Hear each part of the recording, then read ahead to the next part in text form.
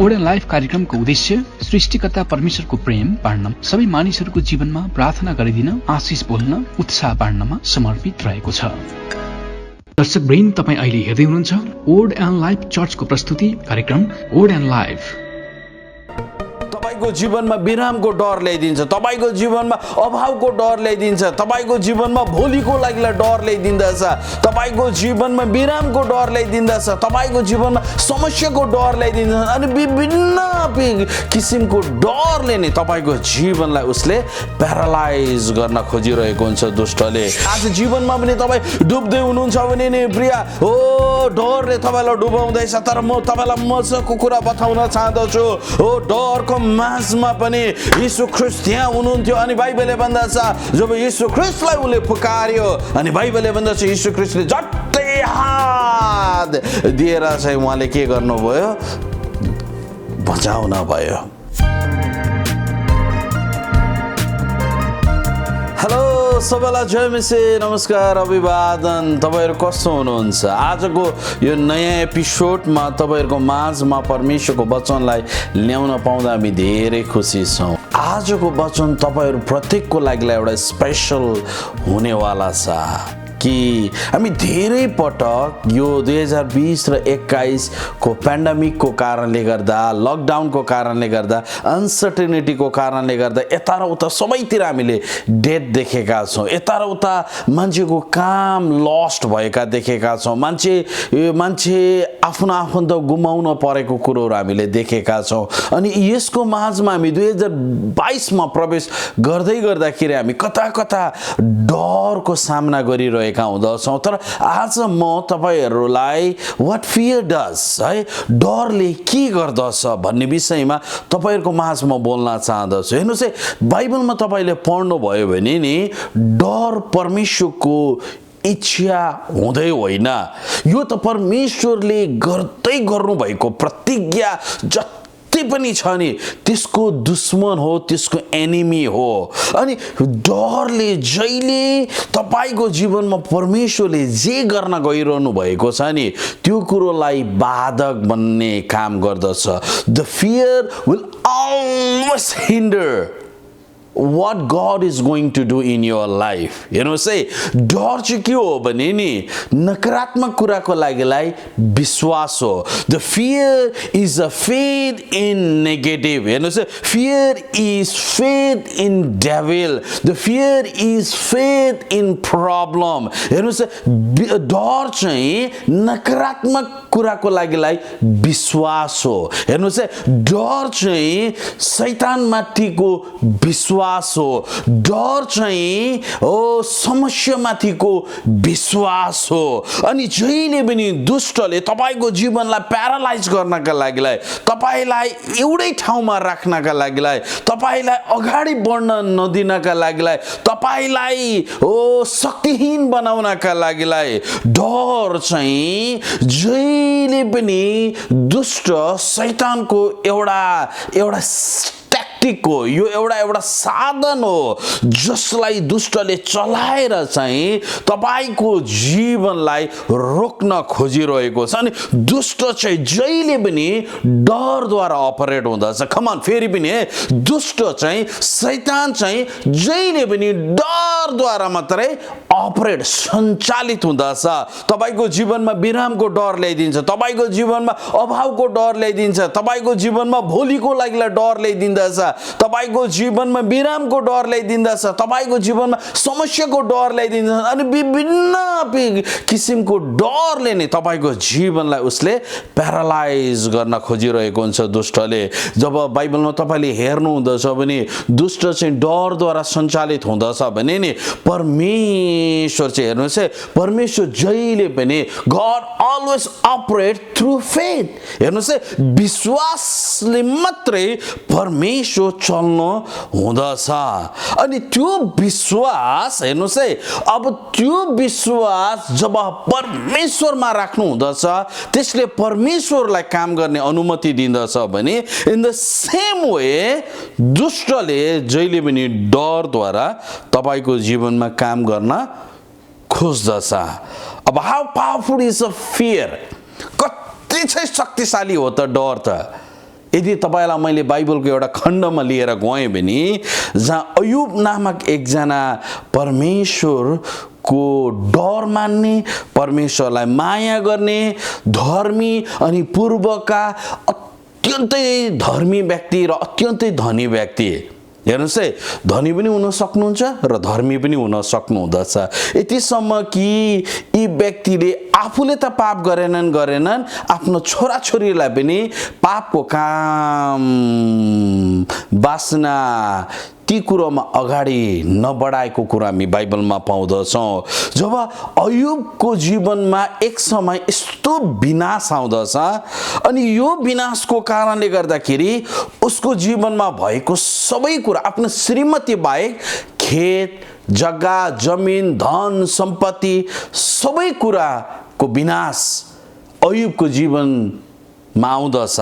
अनि अयुबले सामना गर्दै गरेको कुरो चाहिँ ऊ आफ्नै बल र सामर्थ शक्तिमा पनि धान्न सकिरहेको थिएन। कि बाइबल यतिसम्म भन्दछ कि एक दिन चाहिँ उसको अयुबको श्रीमतीले आफ्नो श्रीमानलाई उत्साहित गराउँदैछिन्, तिम्रो परमेश्वरलाई श्राप अनि मर। त्यस्तो जीवनको तल्लो बिन्दुमा अयुब आइपुगेको थियो। अनि अयुबको जीवनमा छोराछोरी मर्दछन्, धन सम्पत्ति नष्ट हुँदछ, खेतबालीहरू सबै नष्ट हुँदछ, गाई पशु प्राणीहरू सबै नष्ट हुँदछ। अनि रहेको कुरो चाहिँ उसको जीवन र उसको श्रीमती मात्रै हो। तर यहाँ अयुबले किन मेरो जीवनमा विनाश आयो भनेर सारांशमा एउटा पदमा लेखेको कुरोहरू हामी पाउँदछौँ। जब हामी अयुब 3 अध्यायको 25 पदमा पढ्दछौँ, बाइबलले मजाको कुरो बताएको छ प्रिय। अनि आज पनि तपाईँ डराउँदै हुनुहुन्छ भने, तपाईँ 2022 मा प्रवेश गर्दै गर्नु हुँदाखेरि तपाईँ डरको शिकारमा हुनुहुन्छ भने आज परमेश्वर तपाईलाई त्यो डरबाट विजय दिन चाहनुहुँदछ। डर शैतानबाट आउँदछ, विश्वास परमेश्वरबाट आउँदछ।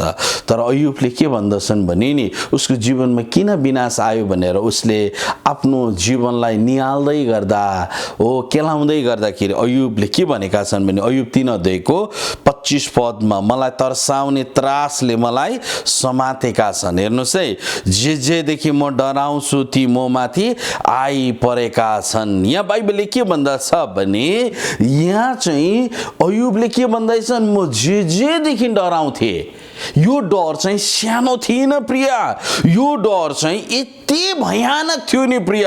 यो डरको कारणले गर्दाखेरि बाइबलले के भन्दछ भने, जेदेखि म डराउँथे त्यही मेरो जीवनमा हुन आएको छ। हेर्नुहोस् है, what I dread, इंग्लिशमा के भन्दछ, what I dreaded, हेर्नुहोस् है, has happened to me। अनि यदि तपाईले बाइबलमा तपाईले हेर्नुभयो भने नि, अयुबको जीवनमा परमेश्वरले बार हालिदिनु भएको थियो। अयुब 1 को 10 पदमा बाइबलले भन्दछ कि अयुबको घर घरनालाई परमेश्वरले आशीष दिनु भएको थियो। परमेश्वरले चारै दिशामा अयुबको जीवनलाई आशीष दिनु भएको थियो। त्यति मात्र होइन, अयुबको हरेक काममा, हरेक धन सम्पत्तिमा परमेश्वरले आशीष दिनु भएको थियो। अनि अयुब 1 को 3 मा पढ्नुभयो भने पूर्वको सबैभन्दा धनी व्यक्तिमा अनि अयुबको जीवनमा परमेश्वरले सबै कुराहरूमा आशीष दिनु भएको थियो। तर यत बाइबलले के भन्दछ भने, उसको जीवनमा विनाश आयो। अब किन आयो भनेर तपाईले सोध्नुहुन्छ भने, डरको कारणले गर्दाखेरि। हेर्नुहोस् है, अयुबले जेदेखि डरायो, अयुबले डराएको थियो, कतै मेरो छोराछोरीहरू मरि पठाउँदछ कि मरि पठायो। अयुब डरायो। यो डर चाहिँ 1 दिनको 2 दिनको थिएन, लामो समय यो डरलाई चाहिँ अयुबले पालिरहेको थियो। हेर्नुहोस् है, अयुबले पालिरहेको थियो। जब तपाईले इंग्लिशमा ड्रेड भन्ने शब्दलाई देख्नु हुँदछ, यो अयुब 3 को 25 मा चलाएको शब्द चाहिँ यो शब्दको रियल अर्थ चाहिँ के हो भन्दा, मेरो जीवनमा के भइहाल्छ कि अनिष्ट भइहाल्छ कि विपत्ति आइहाल्छ कि छोराछोरी मरिहाल्छ कि। जब अयुबले यो डरलाई लामो समयसम्म पालेर राखे नि प्रिय, यो डरले उसको जीवनमा विनाश ल्यायो। तपाईँ आज केदेखि डराइरहनु भएको छ? हेर्नुहोस् है, परमेश्वर आज तपाईँलाई सोध्दै हुनुहुन्छ के तँ डराउँदैछस् कि मेरो परिवारमा यस्तो हुन्छ भनेर? त्यसलाई लामो समयसम्म डरलाई पालेर नराख। परमेश्वर आज तपाईसँग बातचित गर्दै हुनुहुन्छ मेरो प्रिय दाजुभाइ दिदीबहिनी आमा बाबाहरू। आज तपाईको आफ्नो आफन्तहरू चाहिँ विदेश जानुभएको छ, कसैको श्रीमान जानुभएको छ, कसैको श्रीमती, कसैको छोरा, कसैको छोरी हो, कसैको आफ्नो आफन्तहरू भानाभान्जीहरू गएको छन्। तर म तपाईँलाई यो याद दिलाउन चाहदछु कि तपाईँ डराइरहनु भएको छ कि मेरो परिवारको विनाश आउनेछ, विनाश हुनेछ। ओ त्यो बक्सामा मेरो आफ्नो आफन्त पठाउनेछ। तर आज म तपाईलाई बताउन चाहदछु जति तपाईँ डराउनुहुन्छ नि त्यति नै नकारात्मक कुरालाई तपाईको जीवनमा हुन आउन दिनका लागिलाई अनुमति दिइरहनु भएको हुँदछ। कि तपाईँ डरको शिकार हुनुहुन्छ, मिसक्यारेज हुन्छ भनेर है, मिसक्यारेज हुन्छ भनेर जब मेरो पहिलो सन्तान गर्भमा आयो मैले कयौं मान्छेबाट सुनेको थिएँ है मिसक्यारेजको बारेमा, गर्भ तुइनेको बारेमा। अनि मलाई पनि कति धेरै डर लाग्थ्यो। तर एक दिन प्रभुले मलाई भन्नुभयो जे कुरो मैले तँलाई आशिष दिएको छु त्यसमा डर पटक्कै नगर। अनि मेरो पहिलो सन्तान भयो।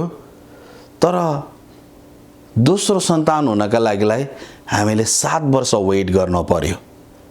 अनि यो वेट गराएको यो प्रतीक्षाको घडीमा मलाई एक तरिकाको डर हुँदथ्यो बा हाम्रो दोस्रो सन्तान हुँदैन कि। किनभने यत्रो लामो समयसम्म नहुँदै गर्दाखेरि नि दुष्टले जहिले पनि डरलाई, शङ्कालाई ल्याउने काम गर्दछ। आज तपाईँ विवाह गरेको कसैको 5 वर्ष भयो होला, कसैको 10 वर्ष भयो होला। रिसेन्टली मैले नि एकजना प्रभुको दासको गवाही सुन्दै थिएँ। उहाँले विवाह गरेको 12 वर्षको बादमा कतिवटा स्थिति यस्तो आयो, हारको स्थिति, अब हुँदैन भन्ने स्थिति आयो। अनि केही क्षण त गर्भ बसेर पनि गर्भ तुइयो। हेर्नुहोस् है, मिसक्यारेज भयो। तर मजाको कुरो तपाईलाई थाहा छ, फाइनली 12 वर्षको बादमा उहाँको श्रीमती एगेन प्रेग्नेन्ट हुनुभयो। जब हामीले डरलाई पाल्छौँ नि प्रिय, त्यसले के गर्छ थाहा छ तपाईलाई? परमेश्वरको आशिष जो तपाईको जीवनमा छ नि त्यसलाई नष्ट गर्ने काम गर्दछ। एक समय मैले एउटा स्त्रीलाई भेटाएको थिएँ। यो स्त्रीको नानी चाहिँ प्रिमेच्योर जन्मिएको। अनि यो प्रिमेच्योर जन्मिनेको बादमा नि यो स्त्रीले आफ्नो नानीलाई नि हरेकचोटि हस्पिटल जाँदै गर्दाखेरि उसले आफ्नो नानीलाई नि कुनै सुधार नभएको। अनि एक दिन चाहिँ यो नानी मरिपठायो। यो स्त्रीकोमा नि अब प्रेग्नेन्ट हुने आँट पनि गर्दैनन्। किनभने त्यो डरले नि यति कब्जा गरेर राख्यो उसलाई कि त्यहाँदेखि यो स्त्री कहिले प्रेग्नेन्ट भएन। जब तपाईको डरको जीवन नि लामो समयसम्म जाँदछ नि त्यसले तपाईको जीवनलाई विनाश गर्दछ। As a being a pastor कति बार हामीलाई पनि डर लाग्छ। तर त्यो डरलाई नि लामो समयसम्म पालेर राखिरहनु हुँदैन। हेर्नुहोस् है, आज तपाईँ जतिजना मलाई हेर्दै हुनुहुन्छ, सुन्दै हुनुहुन्छ, तपाईँलाई पनि डर लाग्छ प्रिय। हामी मानव शरीरमा छौँ, तर डरलाई लामो समयसम्म पालेर राख्नु हुँदैन। यसलाई चाहिँ नि डरलाई, फियरलाई नि फेथले रिप्लेस गर्न आवश्यक छ। जब तपाईँले डरलाई चाहिँ नि खुवाउनुहुन्न नि त्यतिकै डर चाहिँ भोगको कारणले गर्दा नि तपाईँको जीवनबाट नष्ट हुँदछ। तर त्यो कसरी हुँदछ? यीशु ख्रीष्टमा गर्ने विश्वासद्वारा। तर मजाको कुरो नि म तपाईलाई बताउन चाहदछु, आज तपाईँ विवाह गरेको यति लामो समयसम्म पनि नि तपाईले तपाईको परिवारमा सन्तानको सुखलाई प्राप्त गर्नु भएको छैन भने नि आज म तपाईलाई उत्साह गर्न त्यो डरलाई नि तपाईले तपाईको जीवनबाट नि अब निकाल्न आवश्यक छ। जब डर हुँदछ नि त्यसले नि शैतानले परमेश्वरको कामलाई बाधा गरिरहेको हुँदछ। डर तपाईलाई लाग्दो होला कि यो साधारण कुरा हो, तर बाइबलमा तपाईले हेर्नु हुँदछ भने पास्टर अजित तामाङले एकचोटि यसरी भन्नुभएको छ कि डराउने अनुमति परमेश्वरले कसैलाई पनि दिनु भएन। परमेश्वरले मोसालाई पनि दिनु भएन, परमेश्वरले योसुलाई पनि दिनु भएन, परमेश्वरले एलियालाई पनि दिनु भएन, परमेश्वरले पत्रुसलाई पनि दिनु भएन। इनफ्याक्ट यति मात्रै होइन कि बाइबलमा परमेश्वरको वचनले नै भन्दछ कि उहाँले हामीलाई डरको आत्मा दिनु भएको छैन। डरले के गर्दो रहेछ थाहा छ? परमेश्वरको आशिष जो तपाईको जीवनमा छ त्यसलाई विनाश गरिदिन्छ। It will destroy the blessings of God, it will destroy the has that God has put into your life। परमेश्वरले हालिदिनु भएको बार, परमेश्वरले हालिदिनु भएको सुरक्षा, परमेश्वरले हालिदिनु भएको आशीष, परमेश्वरले दिनु भएको इनाम शैतानले नष्ट गर्ने काम गर्दछ। अनि अयुबले के भन्दछन्? जे म डराए त्यही हुन आयो। आज मलाई थाहा छैन तपाईँ केदेखि डराउँदै हुनुहुन्छ। यो 2022 मा तपाईँ प्रवेश गर्दै गर्नु हुँदा के रहेछ नि, डर भन्ने कुरोलाई नि पर राख्नु। डर चाहिँ आउँछ है, फेरि हेर्नु चाहिँ डर आउँछ प्रिय, तर डर आउनु नि पाउनाको रूपमा आउँदा केही पनि हुँदैन। तर जब डर चाहिँ नि एउटा स्थायी भएर बस्दछ, एउटा पर्मानेन्ट भएर बस्दछ नि, त्यसले चाहिँ एकदम ठुलो विनाश लिएर आउँदछ। जब हामी मत्ती 14 अध्यायमा पढ्दछौँ, एउटा अनौठो घटना, यीशु ख्रीष्ट पानीमाथि हिँड्नु भएको छ। अनि यो समयमा पत्रुसले देख्दछन् कि यदि यीशु तपाईँ हुनुहुन्छ भने नि मलाई पनि पानीमाथि आउने आज्ञा दिनुहोस्। अनि मजाको कुरो के छ भने नि यीशुले भन्नुभयो आऊ। हेर्नुहोस् है, यीशुले के भन्नुभयो अरे आऊ। अनि जब आऊ न के अरे पत्रुस चाहिँ पानीमाथि हिँड्न लाग्यो। अनि बाइबलले भन्दछ पानीमाथि हिँड्न चाहिँ कसरी लाग्यो भने नि उसले परमेश्वरको वचनको आज्ञाकारितामा आऊ भन्ने शब्दलाई जब उसले आज्ञाकारी भएर उसले के गर्न थाल्यो, हिँड्न थाल्यो। अनि बाइबलले भन्दछ ऊ हिँड्दै थियो सडनली ऊ डुब्न लाग्दछ। हेर्नुहोस् है, सडनली ऊ डुब्न लाग्दछ। तर यहाँ चाहिँ त्यो आँधी तूफानको कारणले गर्दा होइन, त्यहाँ चाहिँ पानीको कारणले ऊ डुब्न लागेको होइन, त्यहाँ चाहिँ शैतानको कारणले गर्दा पनि डुब्न लागेको होइन। तर यहाँ बाइबलले के भन्दछ भने ऊ जुन क्षण डरायो ऊ डुब्न लाग्यो। हेर्नुहोस् है, when he starts sinking, जब पनि ऊ डराउन लाग्यो, उसलाई हावाले उसलाई डुबाएको होइन, तुफानले डुबाएको होइन, शैतानले डुबाएको होइन। आज जीवनमा पनि तपाईँ डुब्दै हुनुहुन्छ भने नि प्रिय, डरले तपाईँलाई डुबाउँदैछ। तर म तपाईँलाई मजाको कुरा बताउन चाहदछु, डरको माझमा पनि यीशु ख्रीष्ट त्यहाँ हुनुहुन्थ्यो। अनि बाइबलले भन्दछ जब यीशु ख्रीष्टलाई उसले पुकार्यो, अनि बाइबलले भन्दछ यीशु ख्रीष्टले झट्टै हात दिएर चाहिँ उहाँले के गर्नुभयो, बचाउन भयो। आज जीवनको सबैभन्दा ठुलो डर के हो थाहा छ तपाईँलाई? यो जीवनको मृत्यु भइसकेको बादमा मेरो आत्मा कहाँ जान्छ?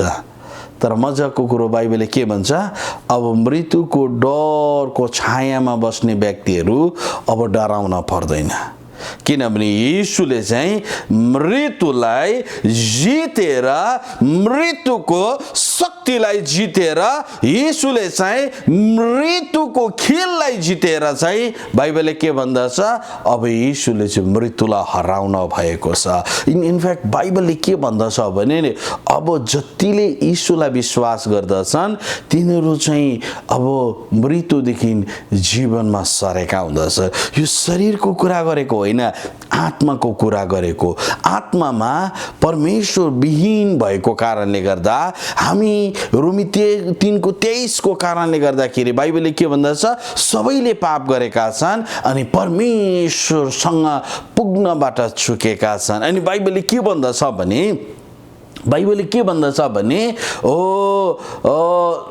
तर यीशु ख्रीष्ट आउन भयो अनि यीशु ख्रीष्टले हामीलाई सित्तैको वरदान दिन भयो।